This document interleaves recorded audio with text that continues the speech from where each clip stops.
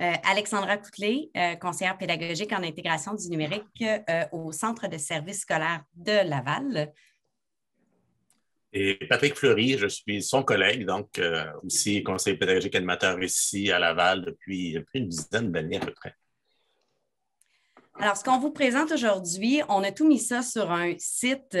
Vous voyez l'adresse à l'écran, donc vous allez pouvoir retourner parce qu'en 30 minutes, on n'aura pas le temps vraiment de voir tout ce qu'on a mis sur le site et le site va aussi être bonifié. Donc, on vous invite à aller le mettre peut-être en favori et y retourner plus tard.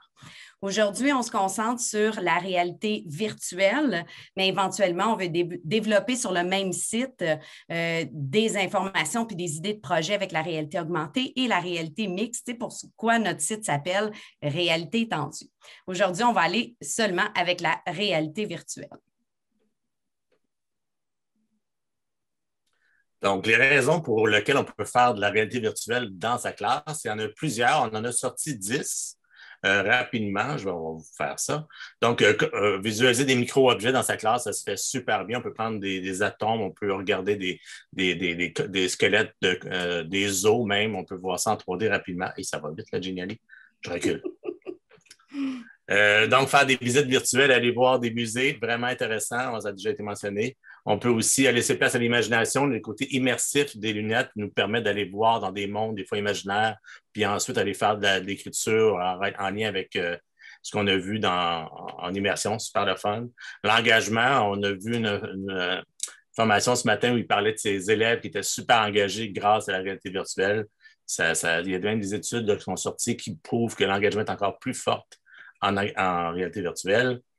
Participer, collaborer, je pense que c'est là que ça s'en va de plus en plus, la réalité virtuelle. Il y a de plus en plus d'applications qui nous permettent de travailler avec des gens du bureau, mais de l'extérieur.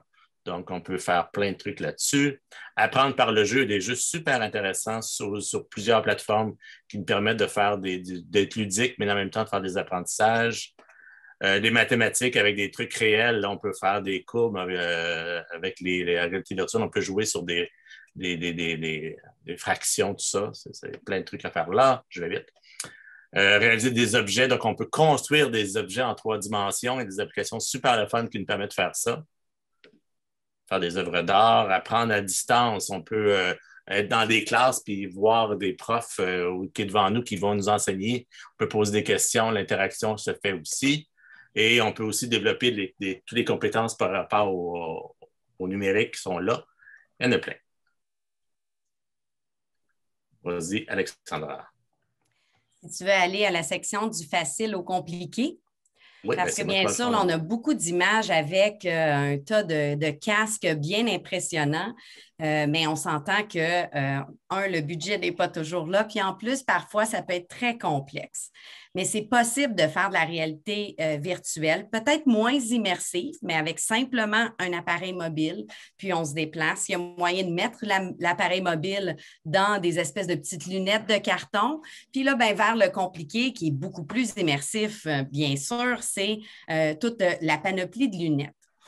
Si tu descends un petit peu, on a mis 2 choses sur le site. Le premier, si vous voulez voir si votre appareil mobile vous permettrait de faire de la réalité virtuelle ou même de la réalité augmentée, il y a un petit test quand on clique sur le bouton. Faites-le avec votre appareil mobile, sinon il va vous dire que ce n'est pas compatible.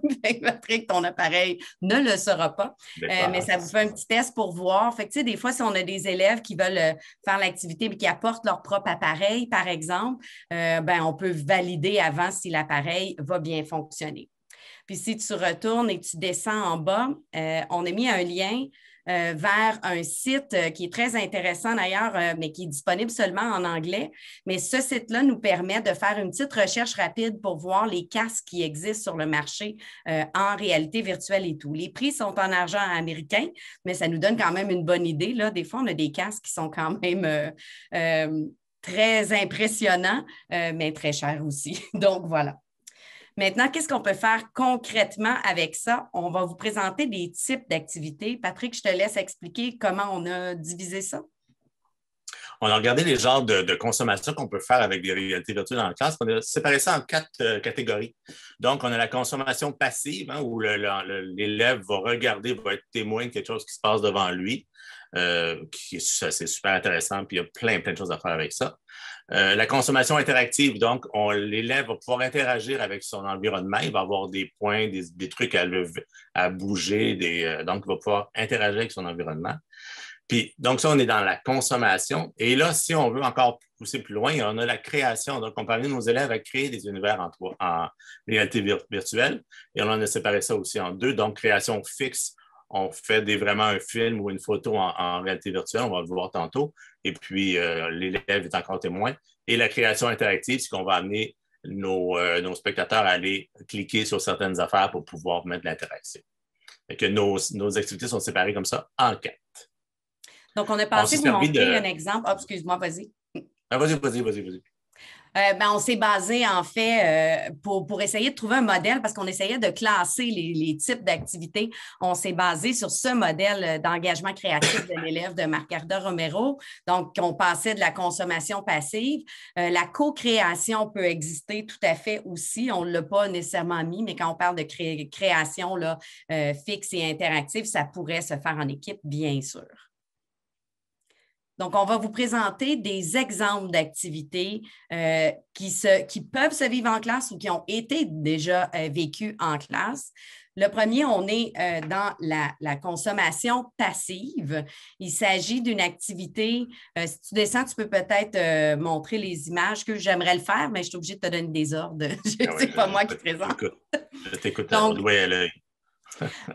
L'activité a été faite avec un casque de réalité virtuelle Oculus, mais par contre, puisque c'est une vidéo qui est disponible sur YouTube en 360, on aurait très bien pu le faire simplement avec un appareil mobile ou le faire avec les lunettes de carton. Cette fois-ci, on avait la chance d'avoir 8 casques Oculus, donc l'expérience était vraiment immersive. Les élèves avaient une situation d'apprentissage où ils devaient rédiger un texte d'opinion en anglais langue seconde de secondaire 5, sur l'utilisation des cellules d'isolement comme mesure punitive dans une prison. Donc, il y avait déjà une panoplie de textes à lire sur le sujet, des arguments pour et contre. Il y avait des vidéos à écouter, mais on a ajouté la petite expérience virtuelle qui dure 2-3 minutes où ils vivent qu'est-ce que c'est d'être dans une cellule d'isolement. On a des élèves qui n'ont même pas réussi à terminer l'expérience au complet parce que là, ils la vivaient vraiment.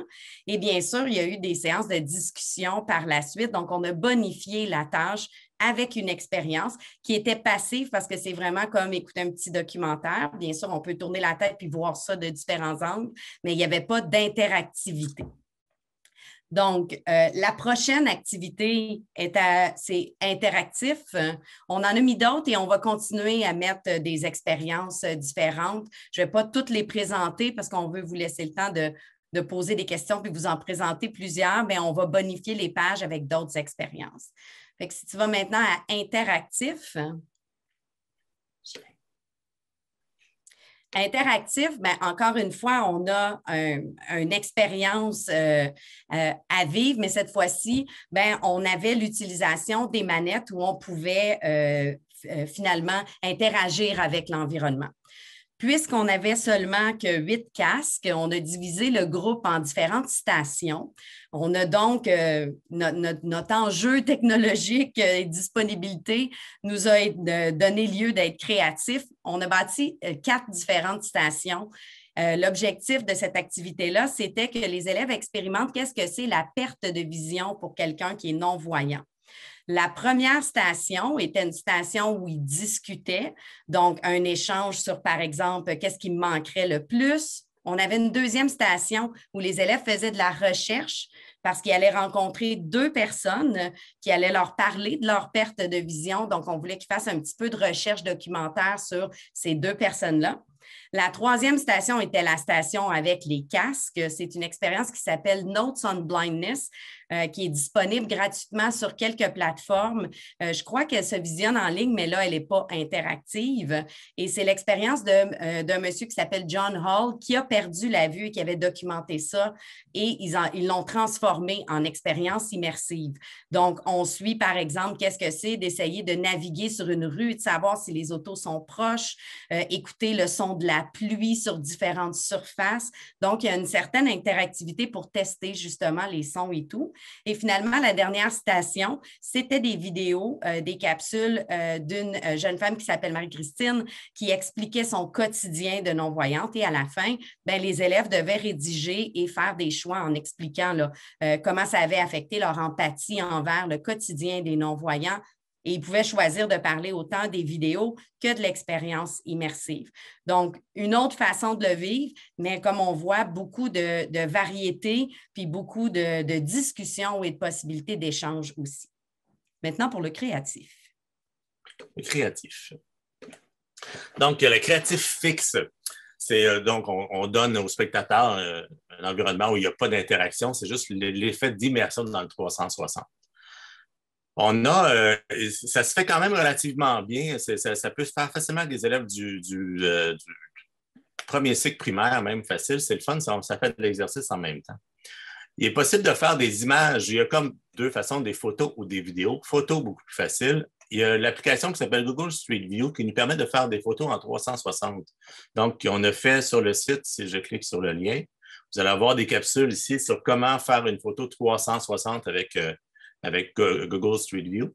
On va vraiment avec les élèves un endroit avec l'iPad et puis en partant l'application Google Street View, il va aller prendre plusieurs photos partout autour de lui, puis ça va recréer assez de façon magique l'univers en 360. Et la façon qu'on a trouvé la plus facile, il y en a peut-être d'autres, là, mais on a trouvé la façon plus facile d'avoir cette photo-là publiée. On la dépose sur Tingling. Tingling accepte les photos 360, puis on peut les partager facilement à travers un lien ou un code QR. Donc, ce que ça donne, il y a le lien ici ou un code QR, et puis un code, ça ressemble un peu à ça. Là. Je l'ai fait dans un local de formation qu'on avait. Donc, on peut aller faire une photo 360 comme ça. Ce qu'on peut faire avec ça, c'est infini. On peut aller présenter sa classe, donc aux parents de l'école. On peut aussi, j'ai vu des projets où c'était un genre des scènes de crime. Donc, on représentait une scène de crime et les élèves devaient retrouver les indices dans le local pour voir. Puis, il y avait des textes aussi à lire en fonction de ça. Donc, c'était un complément des textes à lire pour trouver qu'est-ce qui s'était passé en observant un peu ce qui se passait. Donc, ça, c'est. Je vais juste en arrière. Et donc, il y a d'autres choses aussi, mais Alexandra, qu'on avait comme idée aussi pour le photo 360, ça dit quelque chose? Faire des scènes de crime. D'une pièce de théâtre, tu l'as mis en bas si tu descends. Oui. Puis il y a aussi représenter des lieux de roman. Tu sais, une pièce, on est en train de lire un roman, puis on veut représenter une scène d'un roman.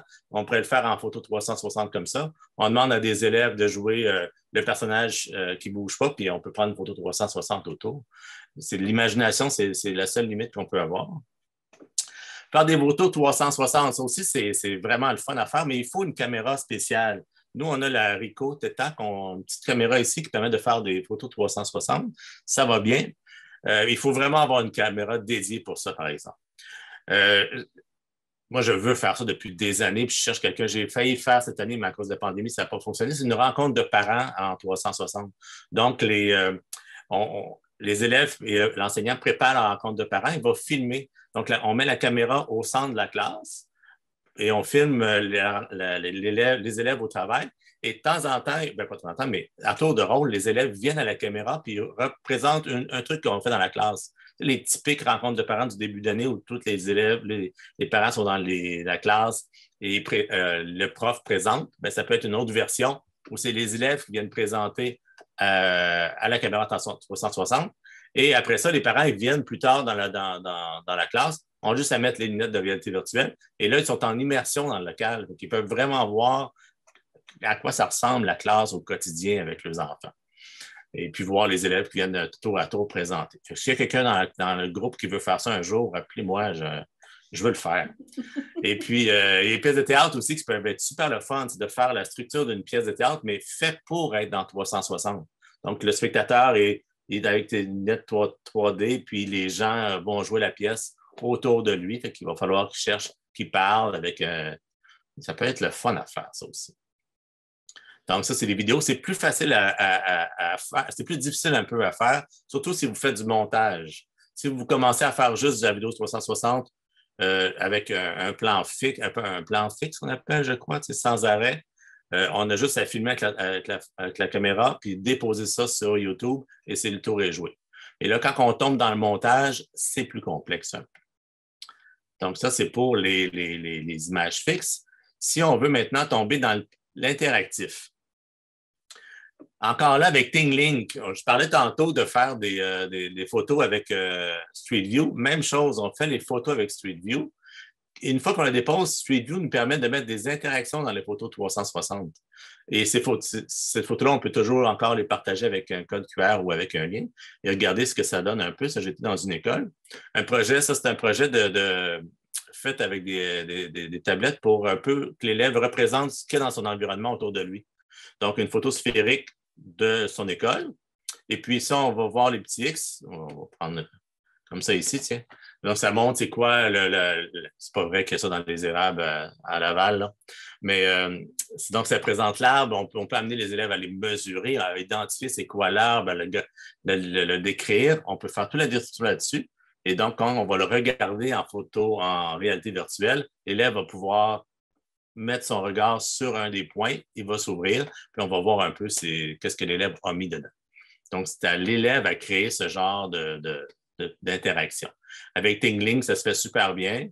J'ai mis le lien vers une présentation sur comment on fait ce genre d'interaction dans Tinglink. Mais ça peut être fait aussi on fait une sortie avec nos élèves, une fameuse sortie scolaire. On prend une photo sphérique et une fois en classe, on peut reproduire un peu ce qu'on a vu. Par exemple, si on va au biodôme, on peut aller identifier certains éléments qu'on a vus qui ont capté notre attention puis le travailler en équipe. Et puis, il y a aussi un nouveau site qui est sorti récemment, c'est My360.io, qui permet de faire des visites en réalité virtuelle. Donc, on va aller prendre des photos comme ça sphériques qu'on va mettre bout à bout, et puis l'élève va pouvoir, par exemple, visiter l'école. Si ça se fait, on l'a fait dans quelques écoles de notre commission scolaire où pour les futures sixième année qui rentrent au secondaire, donc ils pouvaient visiter avant l'école secondaire en faisant cette visite-là. Mais ce site-là permet de faire ce genre de visite guidée là, à travers un musée, une école ou tout ça. Mais encore là, si on fait des sorties avec nos élèves, ça peut être le fun à faire aussi. Donc, ça, c'est pour la créatif interactif. On s'est tellement dit qu'on n'avait pas de temps, Alexandra, que ça roule. Que ça roule, c'est bien, on va avoir le temps pour prendre des questions.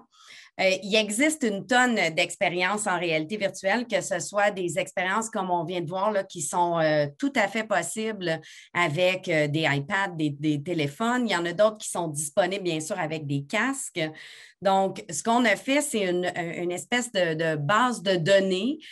On vous invite à nous partager vos découvertes de visites virtuelles, de tout ce que de vos propres créations aussi à ajouter. Pour le moment, il y en a un petit peu plus d'une trentaine là, qu'on a ajoutées. Moi, je ne rentrerai pas nécessairement dans ça, je retournerai à la base de données. Je me suis accroché dans le piton. Oui, tu t'es accroché dans tes pitons. Juste montrer rapidement comment ça fonctionne. Bien, on a mis les catégories qu'on vient de vous présenter. Ils n'apparaissent pas. Les catégories, les 4 catégories, vous allez pouvoir faire une recherche ou peut-être l'ouvrir au complet, Patrick, peut-être que... Attends, sur la petite flèche, là, tu vas l'ouvrir en gros. Celle-là ici? Oui, ça devrait ouvrir au complet, mais ça devrait fonctionner. Donc, on peut faire une recherche par catégorie. On vous a mis ce qui était création interactive. Donc, les outils qu'on a présentés aujourd'hui sont dedans, puis on va continuer à être à l'affût et de le bonifier en espérant aussi recevoir des suggestions. Là, on a un petit lien dessus pour nous envoyer des suggestions. Ça ouvre un petit formulaire. On vous explique aussi l'autre catégorie, c'est disponible sur quoi? Est-ce que j'ai vraiment besoin d'un casque ou est-ce que c'est disponible sur les deux, par exemple? Parce que souvent, je pense par par exemple, à YouTube VR, qui a beaucoup, beaucoup d'expérience. Ça se visionne sur un téléphone, sur une tablette, mais aussi dans des casques de réalité virtuelle, si vous avez la chance de l'avoir. Et on a mis un filtre par coût. Il y en a des gratuites et bien sûr, il y a des applications qui sont payantes. Donc, plus on va en ajouter, plus il va y avoir des catégories de prix. Vous avez toujours une petite image, le lien et une description. Parfois, il y en a qui sont en anglais, mais parfois, ce n'est pas la fin du monde que ce soit en anglais. Me promener sous l'eau, même si le titre est en anglais, ben, ça se fait très bien quand même. Donc, vous allez pouvoir explorer puis peut-être voir des liens avec vos thématiques, d'ajouter juste une petite visite pour pouvoir se promener, même si elle est très consommation plus passive où on fait juste regarder puis ça nous prend une dizaine de minutes l'explorer, ça peut juste susciter l'engagement puis la motivation des élèves sur le sujet en particulier. Puis finalement, on a une dernière section qu'on va bonifier aussi. Si tu vas dans le menu à réalité étendue, dans la réalité, on a recensé et on va continuer à recenser des différents exemples parce que pourquoi la réalité virtuelle? On s'entend que ça a l'air très loin là, dans notre vraie réalité. Là. On n'a pas tous des casques à la maison. Là. Ça a l'air très futuriste, mais c'est de plus en plus présent dans le domaine médical, par exemple. C'est présent dans les entreprises. Donc, on en voit de plus en plus. Donc, nos élèves vont être amenés à utiliser peut-être ces technologies-là, ont peut-être déjà accès, même si nous, en classe, on n'a pas, par exemple, un casque Oculus à la maison, peut-être qu'on a des élèves qui en ont un à la maison, donc de les amener à réfléchir à l'utiliser de façon en bon citoyen éthique, par exemple, ça peut être intéressant de voir. Donc, une petite veille des différentes réalités étendues, ça peut être autant en réalité virtuelle qu'en réalité augmentée. Donc, je sais que dernièrement, cette semaine, là, c'est Amazon qui annonçait de la réalité augmentée dans un salon de coiffure. Donc, ça peut vraiment être quelque chose qui peut être intéressant à aller voir. Qu'est-ce qui se fait pour pouvoir peut-être nous inspirer. Donc, voilà. Patrick, est-ce que tu voulais ajouter quelque chose ou est-ce qu'on prend des questions? On va prendre des questions, ouais, on a le temps. Ben oui. Peut-être remettre l'adresse du site, mais je pense qu'elle a été remise dans le clavardage aussi. On va bonifier le site, donc gardez-le dans vos favoris, bien sûr. Puis, si vous voulez nous rejoindre pour nous partager des choses, en bas du site, j'ai mis le lien vers notre trousse numérique au CSS de Laval, où vous allez trouver toutes nos informations, nous suivre sur les réseaux sociaux, nous contacter et autres si jamais vous voulez plus d'infos ou vous voulez nous partager un projet que vous avez vécu qui devrait se retrouver sur notre site. On pourra bonifier le tout, le pouvoir du collectif. Voilà.